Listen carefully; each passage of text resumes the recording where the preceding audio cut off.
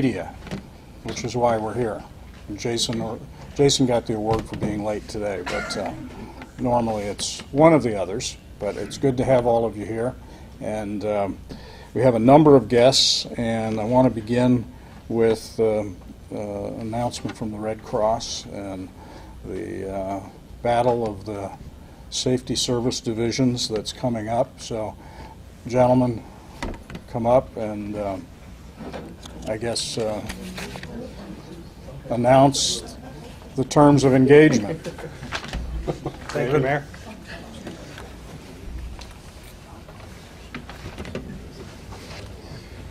Well, good morning. It's that time of year again for our American Red Cross annual Battle of the Badges here in Lima that involves our local public safety responders, our first responders, firefighters, police, the sheriff's office. The Battle of the Badges will take place on Tuesday, August the 6th from 7 a.m. until 4 p.m. and Wednesday, August the 7th from 2 p.m. until 7 p.m. at the American Red Cross Chapter House located at 610 South College Street in Lima. Pay no attention to the detour signs that we have on 3 or 4 sides of us down there. The guys are making really nice progress on their work down there by the river, but they've got signs posted out a couple of blocks before you get to our chapter house. So don't try to come in on Kibbe, but everything on this side of the river, with the exception of North Shore, is open to the chapter house. So beware of that. Come to donate and receive an American Red Cross T-shirt, a Kewpie burger, and malts. Donors will be also entered into a drawing for one of 4 $50 gasoline gift cards, courtesy of Superior Federal Credit Union. And this blood drive is sponsored by your hometown stations, which we appreciate very much. We also appreciate Kewpie stepping up every year and being involved with our Battle of the Badges. That's an excellent draw because the folks like the burgers and the malts. So I'll turn it over to Karen Jancy now, and she'll talk to you a little bit about some of the statistics involved with our blood drive and how it's grown over the past 5 or 6 years. Karen? Thank you, Dave. I did some looking into my statistics this morning, and we had our first Battle of the Badges in 2008, and we collected 103 units. In 2012, we collected 168 units. That's really great growth. And since 2008, we've collected 657 units of blood in total for Battle of the Badges. Now, we say in our Indiana-Ohio Blood Services region, we need to collect 500 units daily to support the 60 hospitals who get the blood products from us. So in our time that we've had Battle of the Badges, we've more than had enough units for one day in the whole blood region. I think that's great.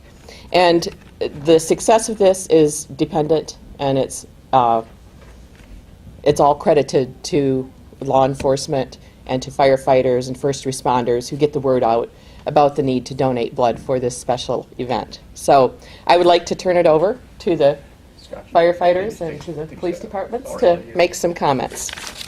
Who's first? Thanks, Chief. I became involved in this about 3 years ago, and I thought it was a worthwhile event, and the sheriff is behind the department 100% and the people. I'm also in charge of the sheriff's Facebook page, so every chance I get, I try to post this. Today I went in and highlighted it so everybody has it. We make a commercial. This is one way that we feel that we can get back to the community in another way by giving blood. We post it out to our employees. Our employees try to make it there. I have a list of past employees that do donate blood. So we just think this is a worthwhile cause, and come on out to the chapter house and vote for your favorite law enforcement officer. So we can beat the fire department this year. We've won it 1 year out of the last 4, I think it is. That's correct. So, yeah, so that is correct. And they like to really tout this off, so come on down, give blood, and vote for the local law enforcement. Thank you. 4-1. Thank you. And I would like to encourage everyone to come out and donate. Whether you support the police department or the fire department, that's immaterial. Please donate your blood. But I did bring this out, and this is simply reference. I was looking, fire department, police department, fire department. So I brought this as inspiration. Whether you want to see the police department finally win or get a second win, or you'd like to continue the winning streak of the fire departments, please come out and support either police or fire by donating to the Red Cross. Donate your blood, please. It's a good opportunity. It's a great thing. You'll feel good after you've done it. Thank you. Very good. Sergeant? I don't have anything. I can't top that. Well, good. A question, David. Yes. What is the youngest age person that can?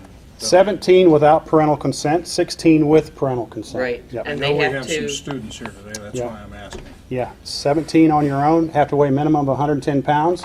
Right. And you go through a screening process. If you're under 17, you can donate at 16 with parental consent. And there are forms that you have to sign ahead of time. Yeah. Your parent has to sign. Okay. All right. Very Thank good. Good luck. Thank you. Going down this year. Well, it's a great competition for an absolutely important cause. So I want to also, at this point, ask Reverend Tim Benjamin to come up from Forest Park Methodist Church, and they have a special food collection effort that they're going to be announcing. Thank you, Mr. Mayor. My name is Tim Benjamin. This is Michelle Curie, our Children's Ministry Director, and she's got a few words, and then I'm going to close up. All right, we just are getting involved with the fair parade, and we wanted to tell you guys a couple things. Forest Park is just an active player in the community. We do a men's rescue mission. We do cleanup at Lincoln Park, and then we also support CUP, which is Churches United Pantry. This year, with our efforts for CUP, we are going to be involved in the fair parade on Saturday the 17th. We're going to be pushing grocery carts along with our float and collecting non-perishable perishable food items that we will then take to CUP, and people that are in need of food can go there and collect what they need for their families. So we'll be doing that. So this is the entire parade route? Yes. The entire Yeah, we'll be program. pushing carts. We want to thank Chief's Grocery Store for loaning the carts to us. We also want to thank Val Weber from our church, who's kind of spearheaded this movement. And we're appreciative of this because this is a local mission that will stay here in Lima. All the food will be given out locally to people who are in need, so we want everybody to bring non-perishable food items to the parade, and then we'll be collecting them throughout the parade route. Okay. Thank you. Very good. Thank you. And this is the first effort that Yes, you're first of hopefully undertaking. many. Very good. We have representatives here of the symphony, and we want to invite you to come up, Maestro and Elizabeth and Father Dave, Mr. Hawley. Thank you. Well, I'm happy to announce that we are going to once again resume the performances of the Lima Symphony, a performance of the Lima Symphony at St. John Church, the newly restored church, which was built in 1912, completed in 1924, was a great venue for a number of years with the Lima Symphony Orchestra and their concerts, their Mozart concerts, and now we are inaugurating a new series at St. John's, and it will go, I believe, to other locales in the Lima area in Allen County. But I would like Crafton, who is just a marvelous concertmaster, a marvelous director, to offer some more specifics about this concert in September. Well, what's interesting is that Father just talked about it really being a symphony concert, but this is really about St. John's and the renovation of St. John's. And what is exciting for us is that, yes, the orchestra started our candlelight series there 15 years ago. We've not been there for a number of years, so this is a great opportunity for us to be back in that church and to be in that space and to bring performances into that area of town. The program we're going to be doing this year is something that we don't do much of, which is what we call Baroque music, all that great music written before Mozart, music written before 1750. For us, that means Vivaldi, that means Bach, that means Handel, Rameau, those kind of names. So it's specifically a program like that. This community knows this program because it's going to be by candlelight. So it's going to be a Saturday evening program by candlelight of that repertoire in St. John's to help inaugurate this beautiful new renovated space. How are we doing? You're doing very well. Have you covered those things? You know, if you haven't been to St. John's, it's up on South Main Street. It's a wonderful example of classic Romanesque architecture. And it's just phenomenal what the parishioners have been able to do in the restoration of the church. And it's not completed yet. It's still an ongoing process, but it's a phenomenal thing, and so I would encourage you to come. This first concert is going to be free and open to the public. So we seat about 950 people in the church itself, so there'll be plenty of space for folks to come. But Mayor, I would be remiss if I did not give a plug for the Lima Fire Department and their blood drive, because I happen to be one of the chaplains of the Lima Fire Department, and I know the police officers and the sheriff's deputies. I know Sam Christian and the other police officers, but they're dear to my heart. So you'll probably want to stop at the fire department to give your blood, or give it in their name, I'm sure. Thank you.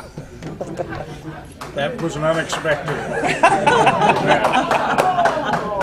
Is this the first of a traveling series? Or This year. okay, all right. Thank Very you. good. Thank you.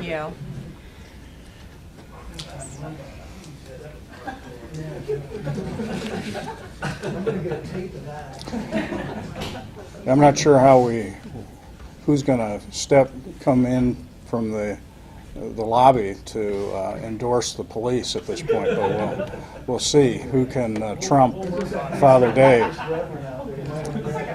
Yeah.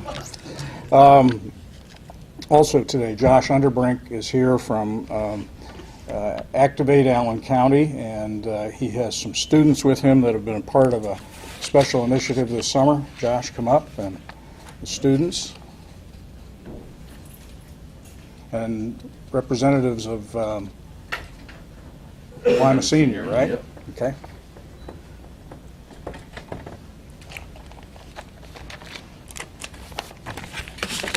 Well, I'm missing two of my students that submitted, but I'm Josh Unterbrink, and on behalf of Activate Allen County and the Allen County Bike and Pedestrian Task Force, we want to congratulate these winners of our bike rack design contest. They worked on this last school year as a special project with their instructor and their teacher, Kirk Fosnaw. So I want to make a special thank you to him as well. But I want to recognize these students for their hard work, starting with Josh Schwartz. Thank you. Second, Darnay Thompson. Thomas. And then last but not least, Malcolm Williams, that is present today. Thank you. And then the other two students unable to make it today were Nicholas Morris and Richard Reidenauer.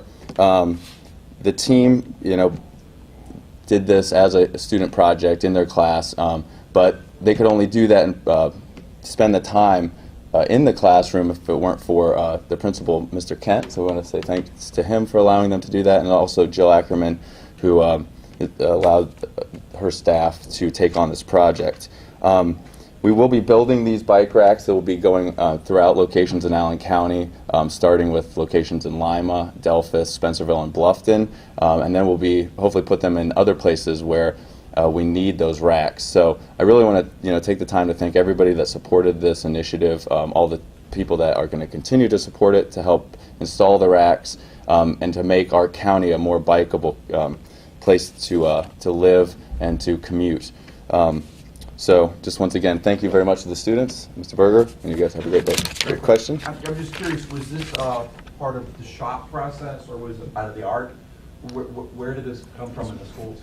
For engineering. Engineering. Engineering. Yes. This was in engineering. Yep. And there is a upcoming initiative that I think they're working on with the junior high students at the Lima City Schools, where they're looking to actually do it from all perspectives, from both the artistic side and the engineering side, and to go from the design to the actual installation of racks too. So our task force is going to work with them in the upcoming school year to help get some more designs made as well. Thank you, and thank you to the schools. Yeah. Congratulations. Thanks. Doug, do you have any comments? I just wanted to say that this is a relatively new program at Lima Senior High School. They've been in engineering for about 5 years. Very proud of these young men. They set the bar a step higher for the students in the engineering program for next years to come. The other thing I want to say, Mayor, is that Sam Christian and I are on the golf team on Tuesday nights, and we happen to be in first place, so the law enforcement gentlemen have my vote on that. Very good. Congratulations, guys. Good work. Nice to meet you. Congratulations. I didn't know how to say it. Industrialized, we should say. No, engineering. That's not good. Also today, Peggy Ehora is here with an update on the Dominion reconstruction project that's continuing to roll out across the community. I was sitting there thinking, you know, you get up here and it seems so boring because you're coming up to talk about gas lines. So I'm thinking that maybe Ty needs a boom box, and like when we come up, we have like Leonard Skinner, ooh, that smell or something. When I don't know. I'm just, because he won't let me bring crayons and stuff anymore. I'm not allowed to do that. So I do want to talk about where we are with our gas. We're replacing a lot of old pipe in and around Lima and Allen County, and actually a 10-county area, but Lima's been particularly busy this summer. We wrapped up projects 10, 14, and 15, which was West Market Street. From what I understand, pretty seamless. We always tell folks to, we ask for cooperation. We know sometimes there's disruption in traffic flow. There's different things going on, lots of trucks, lots of pipe in different areas, and so sometimes it's a little disruptive, and but that seemed to go pretty well. We are near complete with restoration on Project 613, which is Grand Avenue, Marion, Haller area.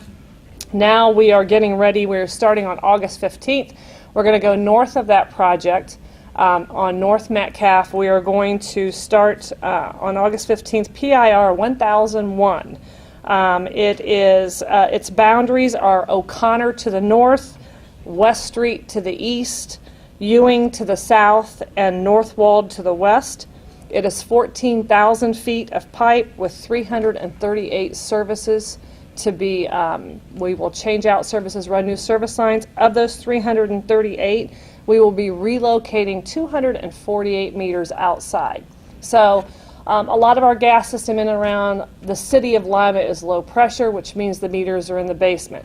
As we've been replacing this gas line, we're moving meters from the basement to outside. It's better for our customers, it's better for safety for the gas company, but it's also a bigger inconvenience. So we need to ask folks, it's better for us to get in on the front end of those, access to the house. You're going to get door hangers, letters saying that we're coming, that we need access to your house. So 248 meters in that project will be moving outside, and that's about $1.6 million of investment for that project. Then we will be starting in September PIR 264, which is Sugar Street. That will be from Kibbe Street to West Street. That project's a little bit different than a normal residential neighborhood project. We'll be replacing a high pressure line and a medium pressure line. It's 16,000 feet of pipe, but it's only 113 services, so there's less residential homes on that project, but it's bigger pipe, it's higher pressure pipe. That's about $1.8 million of investment. We haven't bid that project out, but we expect to start in September.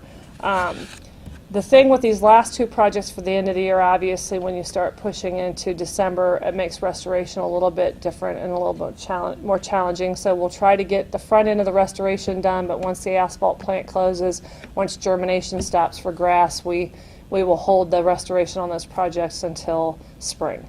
So that's it. That's the latest disruptions from the gas company. I really appreciate Peggy taking the time and coming, because council members, the administration, we get calls, particularly as new projects are started and people begin to see these blue flags showing up. And blue flags are water, but they're marking the water for gas. Yellow's gas, blue's water, red's power, but they usually typically will mark the water line in the front, so then the city gets the calls, what are you doing? Right. And the other piece of that is, in the city of Lima in particular, all of the utility easements are a lot of them are in the backs of homes and back along fence lines and stuff. We are moving that gas line from the back of the house to the front.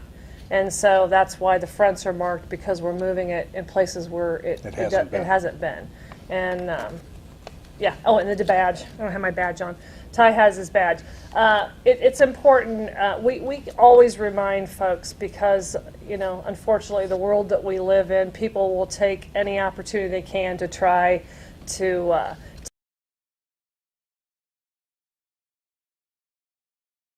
take advantage of someone. And so look for that Dominion badge. Contractors have them, our employees have them. Even though we have contractors out on these projects, there's always a Dominion inspector that's with them in a Dominion vehicle and has a Dominion badge. So especially as we're asking to have access to those 200 and some homes inside their homes, when somebody comes to the door and says we need in, ask for the identification, feel free to call. The same thing for the tail end of it. Not only will they call at the beginning of the projects, but restoration is never an exact science, and we encourage people that if we've missed something, or if they're unhappy with something, to let us know, and we'll come out and address it. So, thank you. Thank you, Peggy. And lastly, Sally Windle's here, representing the Lima Area Arts Collaborative. Come up, Sally. And their award program. And I believe one of their previous award winners, Mr. Dunster, is with Sally for this announcement. Good morning. Thank you. Good morning. Good morning. We are here to announce the opening nominations for our Lima Area Arts Collaborative, and the nice thing is already we've heard about some other initiatives that are happening. And to give you a little history, the Lima Arts Collaborative is a group of individuals who have come together from different arts providers in this city, and we would attend the Governor's Arts Day every spring. And at that Governor's Luncheon, all the legislators would have been visited by students and talking about the importance of arts education. And then there was a large luncheon that all the legislators came to, and the governor honored different people throughout the state. And the group from Lima that would go down, we got to talking, these wonderful car talks back and forth about, we have people in our area that do these same things, that have achieved great things, and we've also had people from Lima that have been winners in Columbus. So we got together our own little effort here, and it was really a groundbreaking initiative last year, but it took off and it was tremendous. And we had given out nomination forms, and then at the Rotary Luncheon, honored the award winners, and we plan to do that again. I have one of the esteemed award winners here. My reputation always goes up when I'm in the honor of Mr. George Dunster, who was our Creator Artist Award, and we have 3 categories with the Creator Artist, Philanthropist, and Advocate. And the nomination form that we have for these is out on our Facebook page. It's Lima Arts Collaborative. We will take nominations for the month of July, September, and collect on September 9th. And then the luncheon will be part of the Rotary Luncheon on October 21st, and we will announce the winners, as well as some other arts providers and services there. But we thought it was a tremendous thing to do locally because we have so many arts organizations, and it's really important for that next workforce, that creative workforce who's designing the book racks or the bike racks and using those engineering and creativity skills. We just really want to take advantage and honor some people that have been so pivotal in our community at fostering that creative economy. Mr. Dunster, would you like to say a couple words? Thank you. Mayor? George, good morning. Good morning to you. Good to have you here. Thank you, sir. I feel like I'm going to be preaching to the choir here because I see so many arts people. Crafton, good to see you. I haven't seen you for a while. Beth. And neighbors. Chad, I work with him on a number of things. And I have a captive audience. The first time I've been able to preach to Father Ross.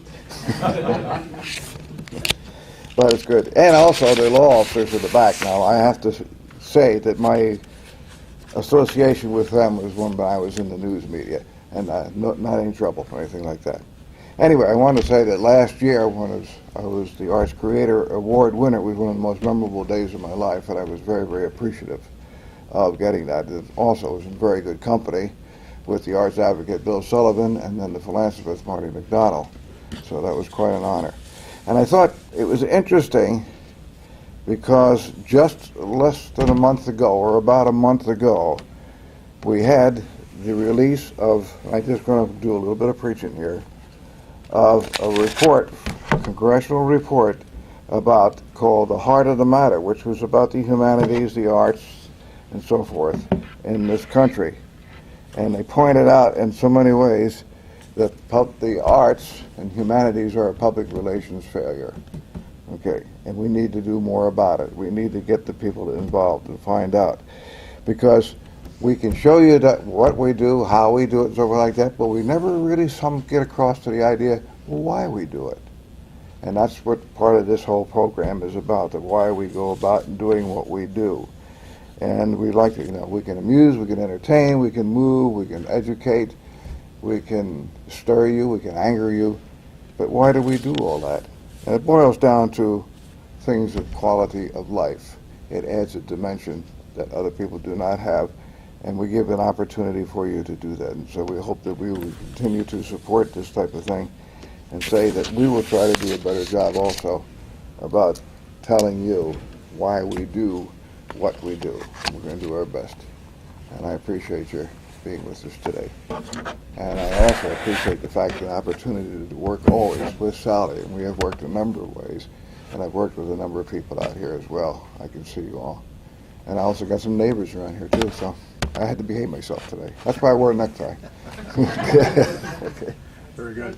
Thank you. Thank you. We want to encourage people to not take for granted the arts organizations and the artists that we have in our community, and that's really what this is about. It's an opportunity to acknowledge those that make a difference here with the arts, and sometimes it takes a little bit of work to fill out an application, but I think there's lots of opportunity for acknowledging those that spend themselves and their talents on behalf of our community. We want to encourage people to say thank you in this way. I believe, unless we have somebody else that wants to step up and endorse either the firemen or the police in the blood drive, no surprise announcements? Okay. Then we will break down for